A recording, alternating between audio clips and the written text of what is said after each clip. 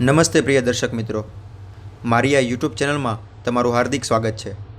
શ્રીમદ્ ભગવદ્ ગીતાના 18 અધ્યાયની સફરમાં આપણે 4 અધ્યાયનું શ્રવણ પૂર્ણ કર્યું છે અને આજના આપણા વિડીયોમાં આપણે શ્રીમદ્ ભગવદ્ ગીતાનો 5મો અધ્યાય કે જેનું નામ છે કર્મ સંન્યાસ યોગ તેનું શ્રવણ કરીશું. અર્જુને કહ્યું કે હે કૃષ્ણ, આપે પહેલાં મને કર્મનો ત્યાગ કરવા કીધું અને પછી ભક્તિપૂર્વક કર્મ કરવાનો આદેશ આપો છો. હવે આપ કૃપા કરીને નિશ્ચિત રૂપે મને કહેશો કે આ બંનેમાંથી કયું વધારે કલ્યાણકારી છે. પુરુષોત્તમ પરમેશ્વરે ઉત્તર આપતા કહ્યું કે મુક્તિ માટે તો કર્મનો ત્યાગ અને ભક્તિયુક્ત કર્મ બંને ઉત્તમ છે, પરંતુ આ બંને પૈકી કર્મના પરિત્યાગ કરતાં ભક્તિયુક્ત કર્મ શ્રેષ્ઠ છે. જે મનુષ્ય ન તો કર્મફળનો તિરસ્કાર કરે છે અને ન તો કર્મફળની ઈચ્છા રાખે છે, તેને નિત્ય સંન્યાસી જાણવો જોઈએ. હે મહાબાહુ અર્જુન, આવો મનુષ્ય સર્વ દ્વંદ્વોથી રહિત થઈને ભૌતિક બંધનને સહજમાં પાર કરીને સંપૂર્ણપણે મુક્ત થઈ જાય છે. અજ્ઞાની મનુષ્યો જ ભક્તિમય સેવાને ભૌતિક જગતના પૃથ્થકરણાત્મક અભ્યાસથી ભિન્ન કહે છે. જેઓ વાસ્તવમાં જ્ઞાની છે તેઓ કહે છે કે જે મનુષ્યો આમાંથી કોઈ એક માર્ગનું સારી રીતે અનુસરણ કરે છે તે બંનેનું ફળ પ્રાપ્ત કરે છે. જે મનુષ્ય જાણે છે કે પૃથ્થકરણાત્મક અધ્યયન દ્વારા જે સ્થાન પ્રાપ્ત થાય છે તે જ ભક્તિ દ્વારા પણ પ્રાપ્ત કરી શકાય છે, અને તેથી જે મનુષ્ય સાંખ્ય યોગ તથા ભક્તિ યોગને એક સમાન ભૂમિકા પર રહેલો જુએ છે તે જ વસ્તુઓને યથાર્થ રૂપે જુએ છે. ભગવદ્ ભક્તિમાં જોડાયા વિના કેવળ સમગ્ર કર્મોનો પરિત્યાગ કરવા માત્રથી કોઈ મનુષ્ય સુખી થઈ શકતો નથી, પરંતુ ભક્તિમય સેવામાં પરોવાયેલો વિચારશીલ મનુષ્ય પરમેશ્વરને તરત જ પ્રાપ્ત કરે છે. જે મનુષ્ય ભક્તિભાવે કર્મ કરે છે તે વિશુદ્ધ આત્મા છે, અને જે પોતાના મન તથા ઇન્દ્રિયોને વશમાં રાખે છે તે સૌને પ્રિય હોય છે અને બધા જીવો તેને પ્રિય હોય છે. એવા મનુષ્ય હંમેશા કાર્યરત રહેતો હોવા છતાં કદાપી લિપ્ત થતો નથી.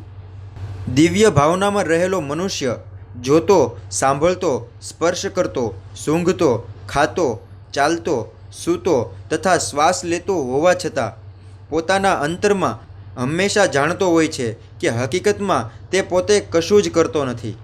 બોલતા, ત્યાગ કરતા, ગ્રહણ કરતા કે આંખો ખોલતા તથા મીચતા પણ તે સદા જાણતો હોય છે કે માત્ર ભૌતિક ઇન્દ્રિયો જ પોતપોતાના વિષયોમાં પરોવાયેલી રહે છે અને પોતે આ સર્વથી અલિપ્ત છે. જે મનુષ્ય કર્મફળ પરમેશ્વરને સમર્પિત કરીને આસક્તિ રહિત થઈને પોતાનું કર્તવ્ય કર્મ કરે છે તે જેમ કમળપત્ર જળથી અસ્પર્શ્ય રહે છે તેમ પાપ કર્મોથી અલિપ્ત રહે છે. યોગીજનો અનાસક્ત થઈને શરીર, મન, બુદ્ધિ અને ઇન્દ્રિયો દ્વારા પણ કેવળ આત્મશુદ્ધિના હેતુ માટે કર્મ કરે છે. ભક્તિમાં સ્થિર થયેલો મનુષ્ય પરમ શાંતિ પામે છે, કારણ કે તે પોતાના સર્વ કર્મના ફળ મને અર્પિત કરે છે. પરંતુ જે મનુષ્ય ભગવાન સાથે સંલગ્ન હોતો નથી તથા જે પોતાના શ્રમના ફળનો લોભી છે તે બદ્ધ થઈ જાય છે. જ્યારે દેહધારી જીવાત્મા પોતાની પ્રકૃતિને વશમાં કરી લે છે અને મનથી બધા કર્મોનો પરિત્યાગ કરે છે, ત્યારે તે 9 દ્વારવાળા નગર એટલે કે ભૌતિક શરીરમાં કશું કર્યા કે કરાવ્યા વગર સુખપૂર્વક રહે છે. શરીરરૂપી નગરનો સ્વામી એવો દેહધારી જીવાત્મા કર્મ ઉત્પન્ન કરતો નથી કે લોકોને કર્મ કરવા પ્રેરિત કરતો નથી અને કર્મના ફળનું સર્જન પણ કરતો નથી. આ બધું તો ભૌતિક પ્રકૃતિના ગુણો દ્વારા જ થયા કરે છે. પરમેશ્વર કોઈના પાપ કે પુણ્ય ગ્રહણ કરતા નથી, પરંતુ દેહધારી જીવો અજ્ઞાનના કારણે મોહગ્રસ્ત થાય છે, જે તેમના વાસ્તવિક જ્ઞાનને ઢાંકી દે છે. પરંતુ જ્યારે કોઈ મનુષ્ય અવિદ્યાને નષ્ટ કરનારા જ્ઞાનથી પ્રબુદ્ધ થાય છે, ત્યારે જેવી રીતે દિવસે સૂર્ય દ્વારા બધું પ્રકાશિત થાય છે તેવી રીતે તેના એ જ્ઞાનથી બધું જ પ્રગટ થઈ જાય છે. જ્યારે મનુષ્યની બુદ્ધિ, મન, શ્રદ્ધા તથા આશ્રય સર્વથા ભગવાનમાં સ્થિર થઈ જાય છે, ત્યારે તે પૂર્ણ જ્ઞાન દ્વારા સર્વ સંશયોથી વિશુદ્ધ થઈને સીધો મુક્તિ પંથે આગળ વધે છે. વિનમ્ર સાધુઓ તેમના યથાર્થ જ્ઞાનના પ્રતાપે વિદ્વાન તથા વિનયી બ્રાહ્મણને ગાય, હાથી, કૂતરા તેમજ ચંડાળને સમાન દૃષ્ટિથી જુએ છે. જેમના મન એકત્વ તથા સમતામાં સ્થિત છે તેમણે જન્મ તથા મૃત્યુના બંધનોને પહેલેથી જ જીતી લીધા હોય છે. તેઓ બ્રહ્મની જેમ સર્વથા નિર્દોષ હોય છે અને એ રીતે સદા બ્રહ્મમાં જ અવસ્થિત રહે છે. જે મનુષ્ય મનગમતી વસ્તુ પામીને હર્ષ પામતો નથી અને અણગમતી વસ્તુ મેળવીને ઉદ્વિગ્ન થતો નથી તે સ્થિર બુદ્ધિ છે. જે મોહ રહિત છે અને જે ભગવદ્ વિજ્ઞાનનો જાણકાર છે તે પ્રથમથી જ બ્રહ્મમાં અવસ્થિત હોય છે. આવો જીવનમુક્ત પુરુષ ભૌતિક ઇન્દ્રિય સુખ પ્રતિ આકૃષ્ટ થતો નથી, પરંતુ હર હંમેશ સમાધિમાં નિમગ્ન રહીને પોતાની અંદર જ આનંદનો અનુભવ કરે છે. એ રીતે આત્મ સાક્ષાત્કાર પામેલો પુરુષ પરબ્રહ્મમાં એકાગ્ર હોવાને કારણે અનંત સુખ ભોગવે છે. બુદ્ધિશાળી મનુષ્ય ભૌતિક ઇન્દ્રિયોના સંસર્ગથી ઉત્પન્ન થનારા સુખોપભોગમાં રસ લેતો નથી, કારણ કે તે દુઃખના મૂળ કારણરૂપ બની રહે છે. હે કોંતે, આવા સુખોનો આદિ તથા અંત હોય છે, તેથી સુજ્ઞ મનુષ્ય તેમાં આનંદ લેતો નથી.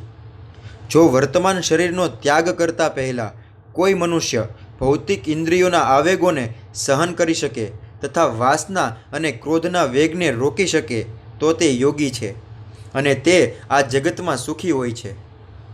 જે મનુષ્ય અંતર થકી સુખી છે, સક્રિય છે તથા અંતરમાં આનંદ અનુભવનારો છે અને જેનું લક્ષ્ય અંતર્મુખી છે તે જ વાસ્તવમાં પૂર્ણ યોગી છે. તે પરબ્રહ્મમાં મુક્તિ પામે છે અને અંતે બ્રહ્મને પામે છે. જે લોકો સંશયમાંથી ઉત્પન્ન થનારી દ્વિધાઓથી પર થયેલા છે, જેમના મન આત્મ સાક્ષાત્કારમાં લીન થયા છે, જેઓ જીવ માત્રના કલ્યાણ અર્થે સદા કાર્યરત રહે છે અને જેઓ સર્વ પાપથી રહિત છે, તેઓ બ્રહ્મમાં નિર્વાણ પ્રાપ્ત કરે છે. જેઓ ક્રોધ તથા સર્વ ભૌતિક કામનાઓથી રહિત થયેલા છે, જેઓ આત્મજ્ઞાની, આત્મસંયમી તથા પૂર્ણતા પામવા માટે સતત પ્રયાસ કરનારા છે, તેમની મુક્તિ નજીકના ભવિષ્યમાં સુનિશ્ચિત હોય છે. સર્વ બાહ્ય ઇન્દ્રિય વિષયોને બહાર કરીને, દ્રષ્ટિને બે ભ્રમરોની વચ્ચે કેન્દ્રિત કરીને, શ્વાસ તથા ઉચ્છ્વાસને નસકોરાની અંદર રોકીને અને એ રીતે મન, બુદ્ધિ તથા ઇન્દ્રિયોને વશમાં રાખીને મોક્ષ પ્રતિ લક્ષ્ય રાખનાર યોગી ઈચ્છા, ભય તથા ક્રોધથી રહિત થઈ જાય છે. આવી અવસ્થામાં સતત રહેનારો યોગી નિસંદેહ મુક્ત હોય છે. મને સમસ્ત યજ્ઞો તથા તપશ્ચર્યાઓનો પરમ ભોગતા, સમસ્ત ગ્રહો તથા દેવોનો પરમેશ્વર તેમજ સમસ્ત જીવોનો હિત કરતા શુભેચ્છક મિત્ર તરીકે જાણી મારી ભાવનામાં ઓતપ્રોત થયેલો મનુષ્ય સંસારના દુઃખોમાંથી શાંતિ પામે છે. આ પ્રમાણે શ્રીમદ્ ભગવદ્ ગીતાનો કર્મ સંન્યાસ યોગ નામનો 5મો અધ્યાય અહીંયા સમાપ્ત થાય છે. દર્શક મિત્રો, જો તમને આ વિડીયો પસંદ આવ્યો હોય તો લાઇક, શેર અને કમેન્ટ અવશ્ય કરજો અને મારી આ ચેનલને સબસ્ક્રાઈબ પણ કરજો. ફરી મળશું આપણે શ્રીમદ્ ભગવદ્ ગીતાના 6ઠ્ઠા અધ્યાય સાથે. ત્યાં સુધી નમસ્તે.